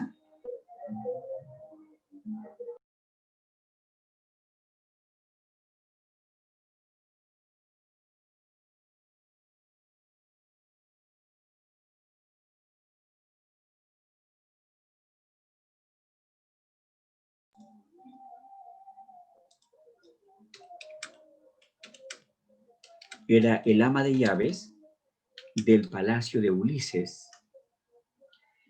Y no únicamente ama de llaves, ¿eh? La obra deja entrever que en su juventud esta mujer fue Nana, la cuidadora del bebé, del pequeño Ulises. Ulises, cuando era adolescente, se fue de cacería y fue atacado por un jabalí que le dejó una gran cicatriz en la rodilla derecha. Y Euriclea, por orden de Penélope que le dijo, como el anciano que llegó al palacio, se acerca ya a Penélope, le da consejos, que dijo Penélope, ese hombre, a pesar de ser harapiento, viejo, pero da la sensación de mucha seguridad, a lo mejor es un dios disfrazado de humano. Atiéndalo bien, Euriclea. Euriclea llama a una esclava y dile que le lave los pies. Euriclea le dijo, mi señora, yo mismo voy a lavar los pies a este hombre. Así que el hombre se sentó, ella puso una tina, el hombre se levantó la túnica hace días y lo vio Euriclea. Euriclea quiere abrazar, gritar, Ulises me ha vuelto, le dice, Euriclea, mi vieja Euriclea, tranquila, por favor, no me delates. Tú sabes que aquí hay tanto pretendiente y ellos me quieren ver muerto. Si me quieres aún vivo, no me delates. Tranquiliza tu emoción y te cuento que estoy planificando la venganza contra estos osados pretendientes. 108 pretendientes, ¿eh? Y miren, ¿eh? No únicamente era que llegan a tu palacio y pretenden a tu esposa, sino que siquiera puede llevar a los gastos, no. Eran pretendientes ya descarados. Todo lo que consumían, tomaban, gastaban, era el palacio de Ulises. Querían comer carne ya al cabrero, voy a traer ovejas del corral de Ulises. Querían una vaca, ya voy a traer una vaca. O sea, todo de Ulises. O sea, ¿qué pretendiente va a hacer esto? Un pretendiente llega, bueno, lleva sus flores, sus bocaditos, aunque sea, pues, ¿no? Eran ya zánganos, ¿no? Propone la prueba de arco, tener que pasar las flechas por 2 niños, ¿no? Aro de hacha. Los pretendientes no logran la prueba. Ulises logra el arco y recobra su apariencia real. Y matan cruelmente a los pretendientes. ¿Eh? Luego veremos por ahí un listado algunas muertes terribles. ¿Eh? Ya saben que Ulises describe la cama y por fin Penélope cree, ¿no? Y se abraza a Ulises. Y tal como decía el audio, Atenea establece la paz en Ítaca. Por aquí veamos los pretendientes. ¿Eh? No olviden que según Telémaco, eran 108 pretendientes. Eso le dice a su papá. Papá, son 108 pretendientes. Por aquí tenemos algunos. Antino, Eurímaco. Antino era el más insolente, el más atrevido. Eurímaco, Anfínomo, Agelao, Eurínomo, Anfimedonte. Observa que Anfimedonte era hijo de Menelao, hijo del amigo de Ulises. Ni siquiera a él lo perdonó Ulises. ¿Eh? Es que en esa época era una época honorable. El honor valía mucho, la palabra valía mucho, ¿no? Y por consiguiente, Ulises simplemente, ¿qué? Ese hombre estaba dañando el honor de su palacio, por tanto, al más allá. Demoptolemo, Pisandro, Pólibo, Leodes, Euríades, Elato, Euridamante, Tesipo, Leócrito y otros. ¿Eh? Veamos ahora si algunas muertes. ¿Eh? Apenas Ulises logra pasar las flechas por los 12 aros, los demás se sorprenden, pero Antino estaba más allá en una mesa, sirviéndose vino, llenó una copa.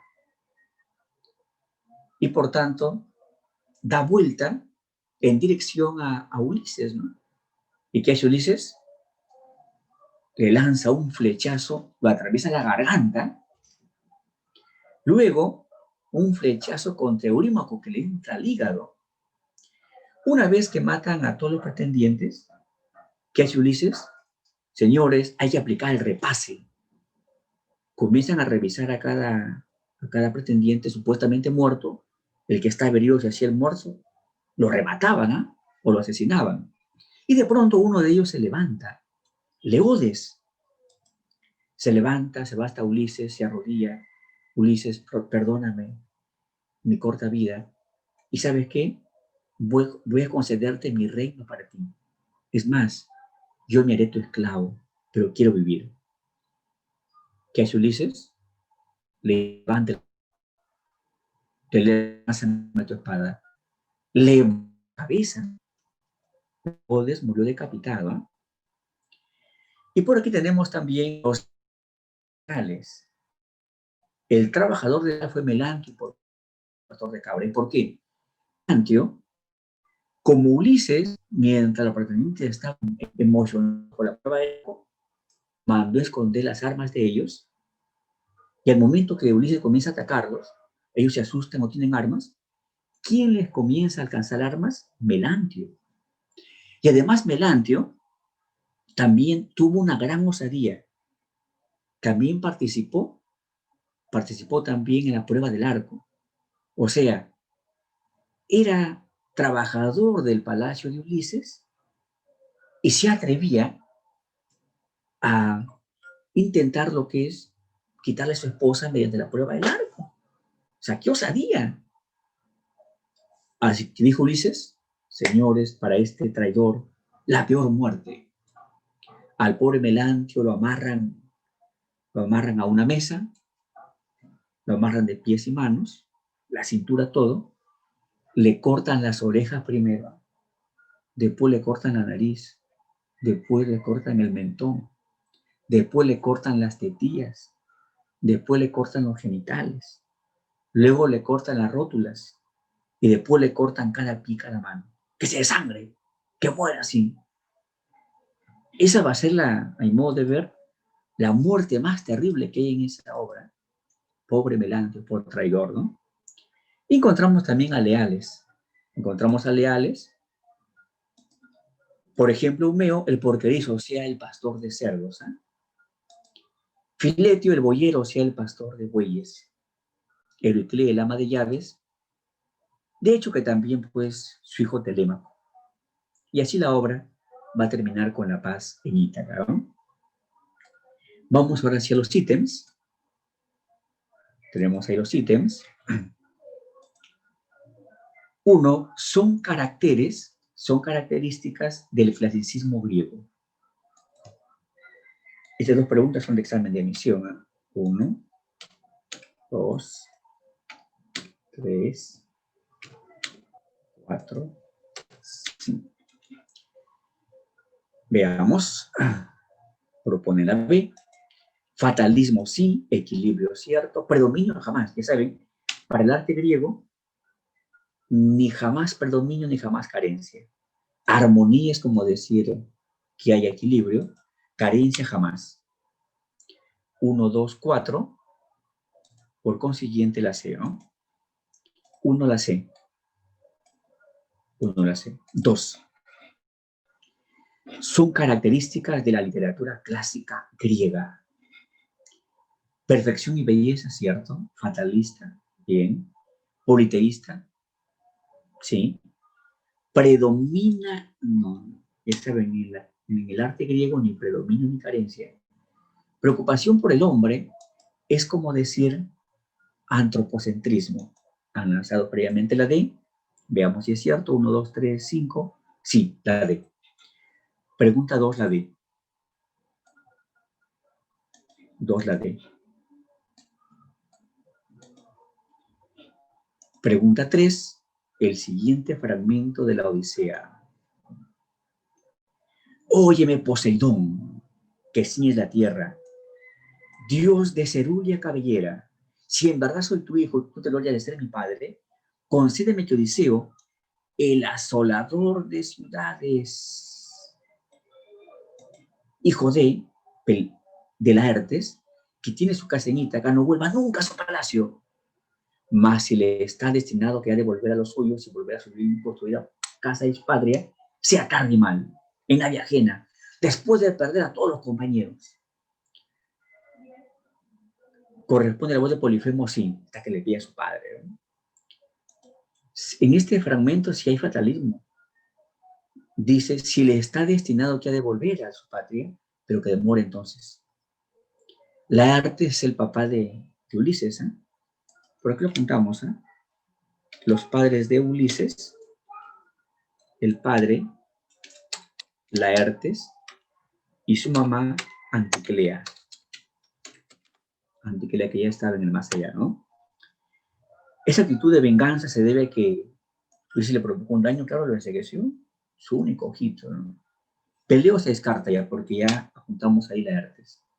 Debe ser 1, 2, 3, 4, 6, la 3, la. No olviden que fatalismo significa predestinación, la creencia que nosotros ya nacemos con un destino fijado, ¿no? 4, así, no olviden que esa era la creencia de los griegos, en esa época así creían ellos, ¿no? Y por eso tenían bastante oráculo para siempre consultar respecto a su futuro. Llegamos luego a la isla Ea, donde moraba ¿quién? Allá Ea, Circe, la de lindas trenzas. Viene a ser su perífrasis, deidad poderosa dotada de voz, hermana carnal del terrible Petes, pues ambos fueron engendrados por el sol. Y habiendo subido a una altura muy escarpada, me paré y aparecióseme el humo que se alzaba de la espaciosa tierra en el palacio de Circe, al punto que divisé el opaco humo es epíteto. En este fragmento no hay evidencias de fatalismo, no hay. En ese fragmento no hay varias veces el símil, la comparación. Perífrasis y epíteto sí hay, las de las trenzas, perífrasis, opaco humo, epíteto. Se completan los espacios con Circe y 5 en ardores Ulises, sí. 5 sí. El que cuenta en ese fragmento es Ulises. Le está contando al rey Alcino. 3, 4, 5. La pregunta 4, la 5. Corresponden a la telemaquia o telemaquia, es decir, a la primera parte de la Odisea. Atenea pide a Zeus el apoyo a Ulises, ¿cierto? Mercurio, o sea, Hermes, es enviado a Ogygia para decir, Calipso libera a Ulises, sí. El unigénico, ¿no? O sea, el único hijo de Penélope, Telémaco, va a buscar sobre su padre alguna noticia, sí. Atenea visita Ítaca, ¿cierto? Poseidón no está en el Olimpo, se puede en Etiopía también. Y recuerden que cuando regresaba ebrio, vio que ya remaba Ulises rumbo a Ítaca. 5 la B. 6. Las palabras dichas a Telémaco, traslade primeramente a Pilos e interroga al divinal Néstor, y de ahí ve a Esparta, al río Menelao. ¿Quién le dice esto a Telémaco? Ve a buscar a tu padre. Primero ya sabes, ¿eh? Primero a Pilos, luego a Esparta. Ya saben que fue la diosa Atenea lo que se disfrazara de mentor. Y no olviden que esa palabra mentor se emplea hasta ahora en el campo educativo. Mentor significa guía, orientador, ¿no? 6, la E. 7. ¿Preguntas cuál es mi nombre, ilustre? Voy a decírtelo. Mi nombre es nadie. Ahí ustedes saben ya que Ulises dialoga con quién, plantean la C. Claro, dialoga con el cíclope Polifemo, el hijo consentido de Poseidón. 7 la C. 8. Mas Ea envaina la espada y vamos a la cama, para que unidos por el hecho y el amor, crezca la confianza. Ya saben que la que lo plantean por acá, la A, ¿cierto? La que apenas llega Ulises ya de frente, lo quiere encamar, es Circe. Tu esposa no, ¿eh? Tu esposa tranquila, después lo reconoce. Claro que también con su esposa fueron a la cama, sí. Claro, ahí lo menciona la obra, ¿no? Pero La atrevida fue Circe, ¿no? 8 la conforme.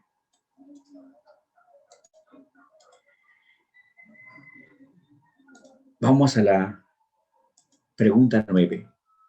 Corresponden a lugares que va Ulises. Ismaro era de los Sícones, Eolia, Ea, Esqueria, así. Micenas es la isla de Agamenón. Eso ya corresponde ya aquí, corresponde ya a la Ilíada, ¿no? 1, 2, 3, 4, 9, la D. 9 la D. 9 la D. 10. Son pretendientes de Penélope. Ya sabe que fueron 108, ¿no? Según la versión de Telémaco, ¿no? Antino, Leodes, Eurímaco, Pólibo, Polisandro, sí, todas. 10 la E. Después lo sacaron al vestíbulo y al patio. Le cortaron con el bronce las narices y las orejas. Le arrancaron las partes verentes, o sea, los genitales. Y encima lo echaron a los perros, ¿no? Miren, ¿eh? Le cortaron los genitales. Ya, tomen perros, ¿no? Cualquiera lo pone en formola ahí, ¿no? Los perros. Bueno. Pobre Melantio. 11 la D. Eso le pasó por felón, por traidor. 11 la D. 12. Descarte la alternativa que no corresponde a la Odisea. Nos piden descartar aquí, ¿eh? La respuesta va a ser la C aquí. Ya saben que la virtud por excelencia en esa hora no es el honor. Es la astucia y la fidelidad. El honor es para la Ilíada. La pregunta de ese examen de admisión a Víctor Vera divide esta obra en 3 secuencias. Manifiestan la B, Telemaquia, aventuras y la venganza, sí. No olviden que las aventuras también lo llaman algunos los viajes marinos, ¿eh? Lo mismo. Viajes o aventuras marinos. 13 la B. 14. En la Odisea, dioses que se oponen porque uno defiende a Ulises y otro castiga a Ulises. Seguramente en la 14 han lanzado por acá la E, cierto. Atenea, Poseidón. 14 la E. Veamos la pregunta 15. ¿Femio fue decapitado? No, el decapitado fue Leodes. Ulises, en apariencia de mendigo, llega a su palacio, ¿sí? Ulises y sus leales dan muestra pretendientes, claro. Ningún pretendiente supera la prueba del arco, no. Atenea establece la concordia, o sea, la paz en Ítaca. Manifiestan la C, 2, 3, 4, 5, 5. 15 la C. 16, la Odisea. 24 cantos, claro. Tiene raconto, cierto. El pensamiento fatalista, sí. Melantio representa la traición, cierto. Los personajes principales, la astucia y la fidelidad, sí. Por consiguiente, la respuesta, tal como ya lo menciona, la D. 16, la D, todas. Veamos la pregunta 17. ¿A qué se debe la llegada tardía, 10 años viajando, para llegar de Troya a Ítaca? ¿Manifiestan la E? Sí, la E. Fue la venganza de Poseidón, ¿eh? No olviden, jóvenes, que hay que guiarnos por un resumen, una explicación adecuada de la obra y no por las películas. Porque según las películas, es que Ulises desafió a los dioses. Mentira, eso demuestra que el guionista de la obra no ha leído ni el guionista de la película no ha leído ni el resumen de la obra. Se pasaron eso bien. Veamos. Corresponden a las epopeyas homéricas. Son de la nobleza sus personajes, sí. Dan a conocer el antropomorfismo, o sea, dioses con formas humanas, ¿cierto? Muestran el esclavismo, ¿sí? El pensamiento fatalista de los aqueos. Aqueo significa griego, ¿eh? Aqueo griego, teucro troyano. La mitología griega, o sea, dioses y dioses y seres fantásticos, ¿cierto? En la 18 la respuesta va a ser la D, todas. 19. Aventura que relata Odiseo en la corte del rey Alcino. Uno dice, Zeus decide la muerte de Héctor, pero eso es en la Ilíada. 2, Eneas desciende a los infiernos. Eneas, eso es la Eneida. 3, el dios Eolo le entrega un odre. Sí. La sagacidad de Ulises para engañarle. Mi nombre es Nadia Polifemo. Sí. La matanza de los pretendientes no lo cuenta Ulises. Eso ya está en la tercera parte, que la venganza. Debe ser, por tanto, 3, 4, cierto, 19 tal como ya varios lo han puesto de la clave, ¿no? 19 20. El personaje a quien Ulises cuenta todas sus aventuras. En la 19 manifiestan, en la 20 manifiestan la E, cierto, ante el rey Alcino de los Feacios. Y 21, en la Telemaquia, ¿a qué lugares viaja Telémaco para indagar sobre su padre? En la 21 que marcamos, en la 21 debo marcar, manifiestan la E, manifiestan la B. Veamos. Claro, la B, a Pilos y Esparta. Pilos gobernada por el rey Néstor y Esparta por Menelao. Bien, jóvenes, de este modo culminamos esta clase. Será hasta la siguiente, jóvenes. Cuídense mucho. Voy a hacer una pregunta. Sí. Buenos días. Le digo, ¿cuál es la corriente literaria con función esteticista plenamente? Es sobre todo lo que es el modernismo. Para el modernismo el arte debería ser musical, fantástico, exótico. Rubén Darío, ¿no? Bien, jóvenes, cuídense mucho. Muchas gracias. Cuídense. Gracias, profesor. Hasta la siguiente clase. Hasta luego, jóvenes.